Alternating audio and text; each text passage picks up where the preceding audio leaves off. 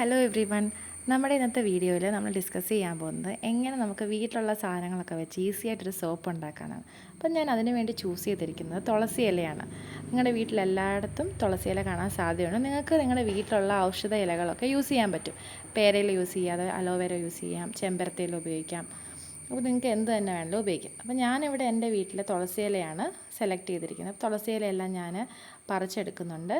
പറിച്ചെടുത്ത് കഴിഞ്ഞിട്ട് നമ്മൾ പ്രത്യേകം ഓർക്കേണ്ട ഒരു കാര്യം, നന്നായിട്ട് നമ്മൾ കഴുകണം. കാര്യം ചെലന്തിയൊക്കെ കാണാൻ സാധ്യതയുണ്ട്. അപ്പോൾ അതുകൊണ്ട് നമ്മൾ വെള്ളത്തിലിട്ടൊന്ന് നന്നായിട്ട് കഴുകണം. വെള്ളത്തിലിട്ട് കഴുകിയിട്ട് നമ്മൾ ഓരോരോ അതിൻ്റെ തണ്ടും സെപ്പറേറ്റ് ആക്കി ഒരു പ്ലേറ്റിലോട്ട് നമ്മൾ വൃത്തിയാക്കിയിട്ട് നമ്മൾ സെപ്പറേറ്റ് ആയിട്ടിടേണ്ടതാണ്. കാര്യം പ്രത്യേകം നമ്മൾ സൂക്ഷിക്കണം. കാര്യം ഇത് നമ്മൾ മിക്സിക്കകത്ത് അടിക്കാൻ പോകും. അപ്പോൾ ചിലന്തി ഇട്ട് നമ്മൾ അടിക്കാതിരിക്കാൻ ശ്രമിക്കുക. അപ്പോൾ നമ്മൾ ഓരോരോ ഇലകളൊക്കെ നമ്മൾ കഴുകി നന്നായിട്ട് വൃത്തിയാക്കി ഒരു പ്ലേറ്റിലോട്ട് നമ്മളിങ്ങനെ അത് ഇടുന്നുണ്ട്. നിങ്ങൾ അതേപോലെ തന്നെ നിങ്ങൾക്ക് ഈ ഒരു ചെടിയുടെ ഞാനിപ്പോൾ തുളസിയാണ് ഉപയോഗിച്ചിരിക്കുന്നത്. അതേപോലെ തന്നെ നിങ്ങൾക്ക് ചെമ്പരത്തിയിലയോ ചെമ്പരത്തിയുടെ പൂവും കൊണ്ടോ പല രീതിയിലുണ്ടാക്കാം. ഔഷധ സസ്യങ്ങൾ ഉപയോഗിച്ച് മാത്രമല്ല, നിങ്ങളുള്ള ഫ്രൂട്ട്സ് ഉപയോഗിച്ച് വരെ നിങ്ങൾക്ക് സോപ്പ് ഉണ്ടാക്കാൻ പറ്റും.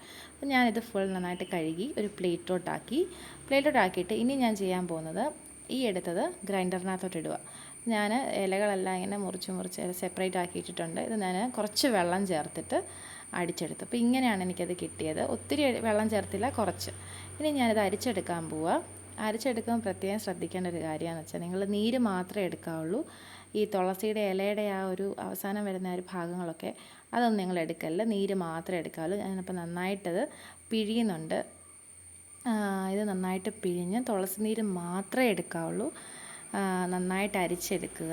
അപ്പോൾ അത് നമുക്ക് നല്ലൊരു അത്യാവശ്യം കുറച്ച് നീര് കിട്ടും. ഒരുപാട് വെള്ളം ചേർക്കല്, കുറച്ച് അത് അരയത്തക്ക വിധത്തിലുള്ള വെള്ളം മാത്രമേ ചേർക്കാവുള്ളൂ. അപ്പോൾ നമുക്ക് ഇപ്പോൾ കാണാൻ പറ്റും ഏകദേശം എനിക്ക് ഇത്രയാണ് നീര് കിട്ടിയത്, തുളസിയുടെ നീര് കിട്ടിയത്. ഇനിയാണ് നമ്മൾ സോപ്പ് എങ്ങനെ ഉണ്ടാക്കാൻ പോകുന്നത് നമുക്ക് നോക്കാം.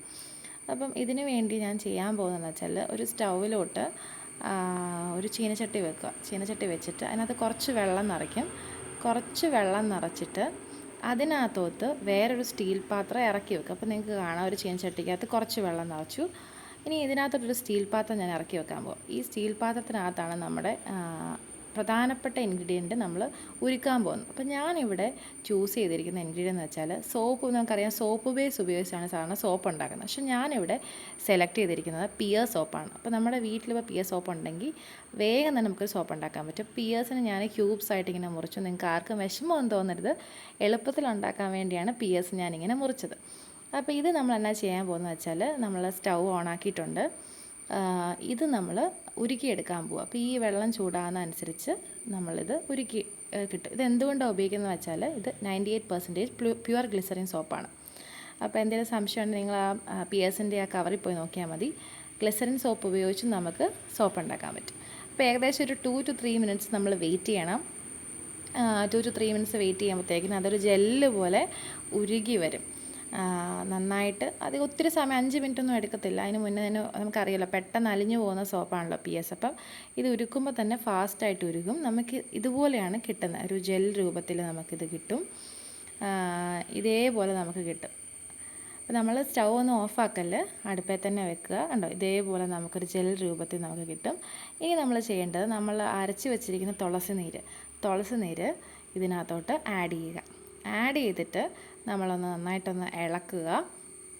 നമ്മൾ നന്നായിട്ട് ഇളക്കി അതെല്ലാം കൂടെ ഒന്ന് മിക്സ് ചെയ്ത് യോജിപ്പിക്കുക. അപ്പോഴും നമ്മുടെ സ്റ്റൗ ഓണാണ്. ഇതിന് ശേഷം നമ്മൾ ചെയ്യാൻ പോകുന്നതാണ്, നമ്മൾ കുറച്ച് കോക്കനട്ട് ഓയിലും കൂടെ ഇതിനകത്തോട്ട് ആഡ് ചെയ്യുന്നുണ്ട്. ഞാനത് ഈ ഒരു വീഡിയോയ്ക്കകത്ത് ഞാനത് ഉൾപ്പെടുത്തിയിട്ടില്ല. കുറച്ചെന്ന് വെച്ചാൽ ജസ്റ്റ് ഒരു 1 tablespoon അത്രേ പാടുള്ളൂ.